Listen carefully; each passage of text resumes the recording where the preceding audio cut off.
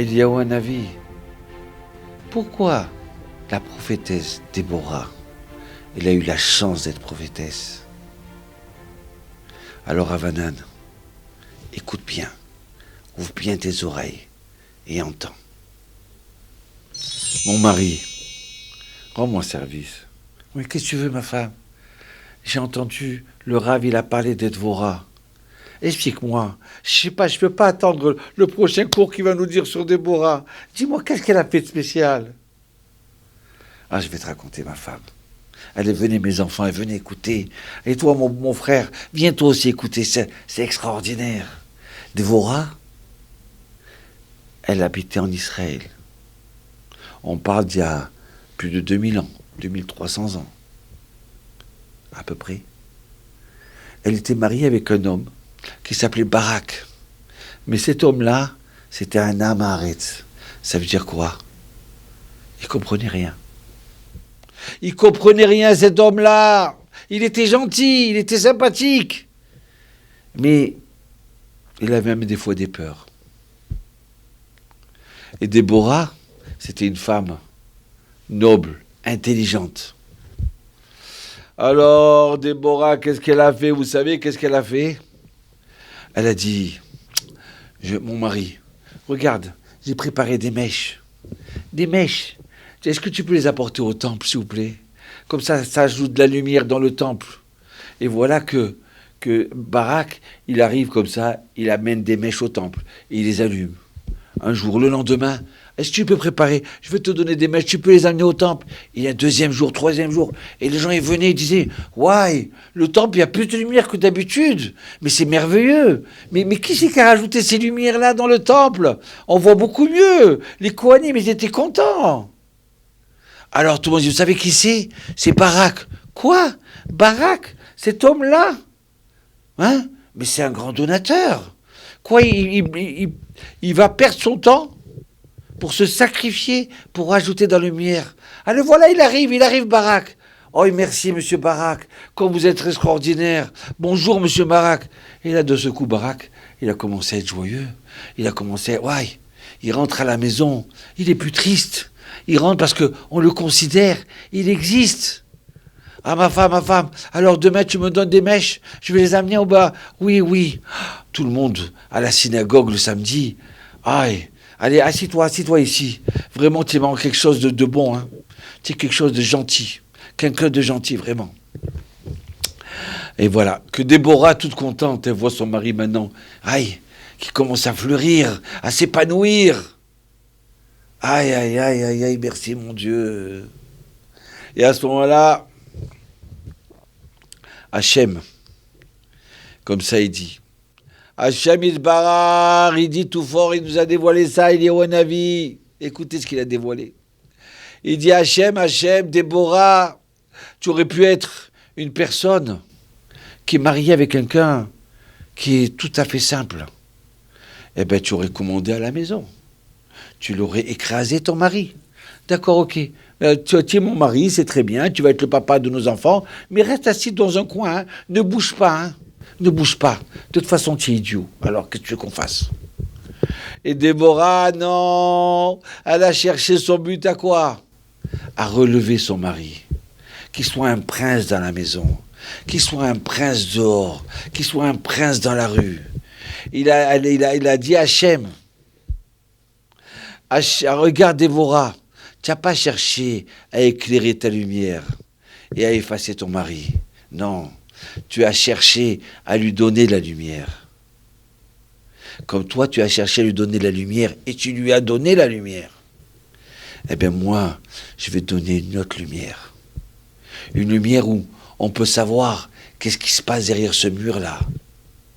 Une lumière où on peut comprendre des choses. On a des questions de la vie, on ne sait pas quoi faire. Est-ce qu'on va dans ce travail-là? Est-ce qu'on va trouver le virus? Est-ce qu'on va trouver ça? On a plein de questions, on n'a pas de réponse. Est-ce que je reste confiné ou est-ce que je sors? Mais j'ai peur. Et peut-être il ne faut pas avoir peur. Peut-être il faut aller prier, j'en sais pas. Toi, Déborah, je vais te donner une lumière pour donner la réponse à tous les bénis Israël. Et tous les pays israéliens allaient voir Déborah, et lui disaient, Déborah, je t'en supplie, guide-moi dans ma vie, donne-moi. Hachem lui a donné la lumière. Aïe, aïe, aïe, c'est pas merveilleux. Combien de fois? Et alors une fois, elle raconte que Dieu, il a dit à Déborah, va dire à Barak de partir en guerre. Il va gagner la guerre. Vous savez quoi? Barak, il était tellement monté en estime dans le monde, d'accord, et dans le peuple d'Israël, que c'était lui le chef des armées. Et voilà que Barak, il dit à Déborah, non. Non, j'ai peur. J'ai peur. Il faut que tu viennes avec moi à la guerre. Mais Hachem, va te faire gagner la guerre, t'inquiète pas. D'accord, je sais, il va me faire gagner la Emouna. Mais je veux que tu viennes avec moi. Et Déborah avec Barak, et ils gagnent la guerre. Aïe, aïe, aïe, aïe. Vous savez ce que ça veut dire Barak? Barak, ça veut dire éclairé. Ça veut dire un éclair. Vous avez vu ça? Des fois dans la vie, on se trouve dans cette situation, d'accord, où on peut rigoler de son mari, ou de sa femme, ou de son prochain, ou de son fils, de dire il est bête, hein, ou de son patron.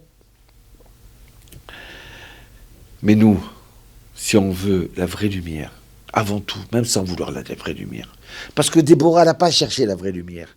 Elle a cherché à faire du chesed, de la bonté envers son mari. Elle a cherché à le relever, pas à l'écraser. Voilà notre but dans la vie. Souvent, on se trouve, des fois à l'école, quelqu'un qui a fait une erreur, il a dit une bêtise. Alors on peut s'éclater de rire.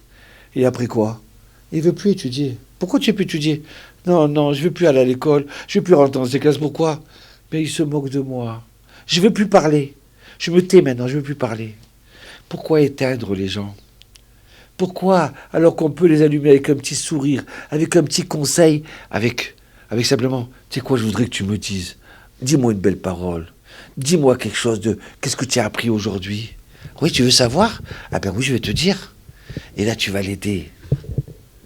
J'avais 22 ans, d'accord? Et j'allais à Marseille, de temps en temps, pour aller voir mes parents, avec ma femme et mon fils. Et j'avais un rabbin, il s'appelait Rav Yosef Cohen de Yavneh. Et dès que j'arrivais, il me disait, attends, Yitzhak, demain, c'est toi qui fais le devoir Torah. Je me dis, mais Rav, qui c'est qui peut vous égaler? Personne ne peut vous égaler, Rav. Non, non, vous parlez trop bien. Excuse-moi, mais moi, demain, j'annonce. Et même pas demain, ce soir, j'annonce, c'est toi qui parles. Donc alors, toute la nuit, je m'entraînais. Et chaque fois que j'arrivais le Shabbat là-bas, chaque fois, si j'ai appris, peut-être parler, je ne suis pas très bien, je ne parle pas très bien, d'accord? Mais le peu que je dise, d'accord? C'est grâce à lui. Grâce à quelqu'un qui m'a poussé pour parler. Je veux t'entendre. Ah, tu sais, comme ton devoir Torah, il était bien. Oh là là, j'ai kiffé, hein. Les gens, ils ont aimé, hein. C'est pas difficile d'allumer la lumière de son prochain.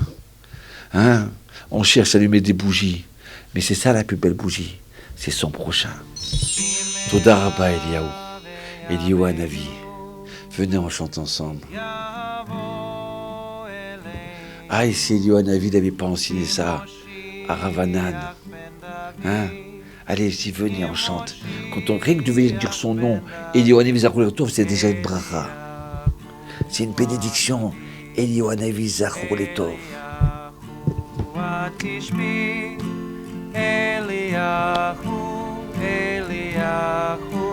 Eliyahu Agiladi.